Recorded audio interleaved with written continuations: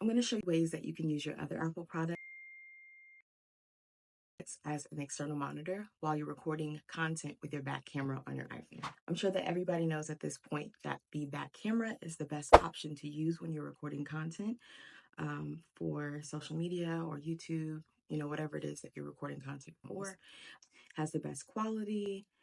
You have multiple options, and you can also use it in cinematic mode, which gives you the depth of field and, or bokeh, whatever you want to call it. And so if you have any of these other Apple products, you'll be able to use those products as an external monitor while you're recording your content. I have an iPhone 15 Pro Max. I also have an iMac and an Apple Watch Series 8. So I'm going to show you a couple of different ways that you can utilize them.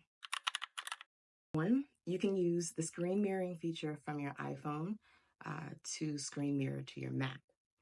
And with the Mac, you'll be able to utilize either the iMac, the MacBook Air, MacBook Pro, whatever you have. Your camera app on your Apple Watch. Using the camera app on your Apple Watch will give you visibility. It may not be as large of a screen, but if you don't have anything else that you can use, this is a great option.